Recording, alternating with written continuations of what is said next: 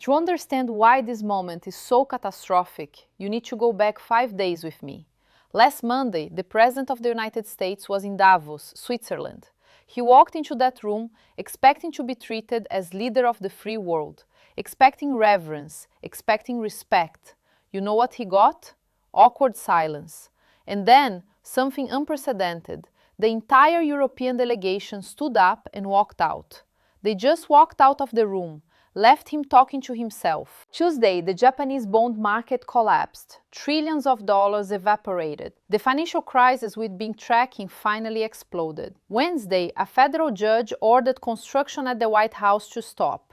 The hall from hell Trump wanted to build became a mud pit on the lawn, a perfect symbol of what was coming. Thursday, 200,000 people surrounded the White House, not to support him, to shout, "Make America go away." It was the largest anti-presidential protest in decades. And Friday, he woke up and saw all of it. Saw the humiliation, saw the mockery, saw his empire crumbling. And then came early Wednesday morning, January 28, 2026, 3:14 a.m. At that moment, any rational person would be sleeping. Any minimally balanced leader would have advisors nearby, would have someone to say, "Don't do this." But Trump was alone, trapped in the residence, surrounded by protesters outside, watching the replay of the Davos humiliation on TV. And his ego couldn't take it anymore. He grabbed his phone, opened Truth Social, and started typing.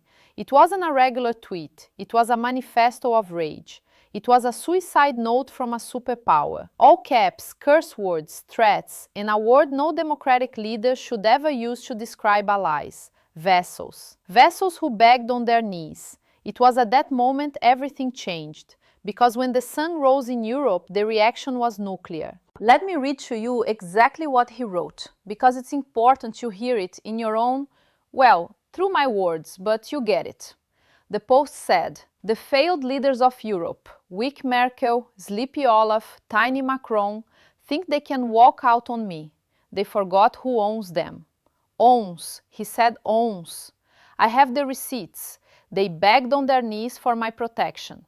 Greenland is mine. The Arctic is mine. They are just vassals living off American charity. Vassals. Do you know what a vassal is? In the Middle Ages, it was a serf, a subject, someone who owed everything to the feudal lord, someone without autonomy, without dignity, without sovereignty. He continued, "If they want to play tough, I'll shut down NATO tomorrow and let the wolves eat them." The wolves. He was talking about Russia. He was saying, "If you don't obey me, I'll let Putin invade you. Pay up or shut up." And then he hit send and went to sleep.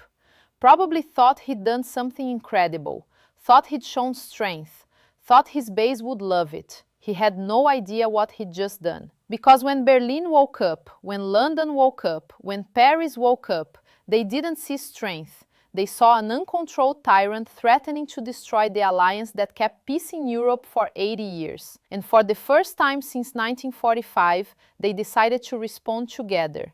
Not with careful diplomacy, not with veiled concern, with 3 words that cut like a razor: appalling and false. Now let me break down why these 3 words are so devastating and why this moment is different from every other scandal you've seen. First, appalling. When a country uses that word in official diplomacy, it's not hyperbole. Diplomats spend hours, sometimes days, choosing each word of a statement. Because words have weight, they have consequences. Appalling means the behavior isn't just inappropriate, it's morally unacceptable. It's something that offends the fundamental values of civilization. It's the word you use when someone has crossed a line that cannot be uncrossed. Second, false. This is even more serious because false in diplomatic language means deliberate lie. Not inaccurate, not misinterpreted. Lie. The President of the United States is lying about agreements that don't exist. He's inventing that Greenland is his. He's fabricating an alternate reality. And now, officially, America's closest allies are telling the entire world, this man is a liar. But there's a third word there that many people missed, and it's the most important of all. And. Appalling and false. Not or, and. Both at the same time. He's not just morally bankrupt, he's also dishonest. He's not just offensive, he's also dangerous. That small conjunction, that and, is the bridge connecting character and competence. And it says, this man has failed both. Now let's go deeper. Why did Vessos specifically destroy everything? Because in Europe, history matters. Memory matters. Europe spent 1,000 years fighting empires, fighting kings who thought they had divine right to rule others, fighting Napoleon, fighting Hitler, fighting anyone who wanted to turn sovereign nations into provinces. And after World War II, they made a pact. Never again. Never again will we bow. Never again will we accept a lord. NATO was built on that principle, alliance of equals, not empire with vassals, partnership, not submission.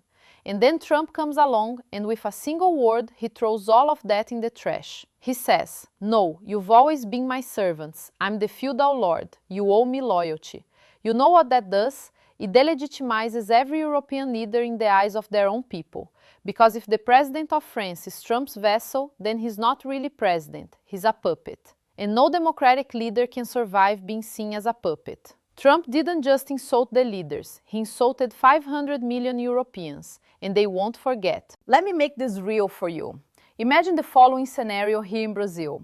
Imagine the president of Argentina wakes up at 3 a.m. and posts on social media, Brazil is my vassal. They begged on their knees for our protection. If they don't pay what they owe, I'll let the Paraguayans invade them. How would you feel? Angry? Sure. Offended? Humiliated? It doesn't matter your political opinion. It doesn't matter if you like the Brazilian president or not. The idea of another country calling you a vassal, a serf, is unacceptable. Your first instinct would be, who does this guy think he is? And then you multiply that by 30 countries. Multiply that by the greatest military alliance in history. Multiply that by 80 years of partnership.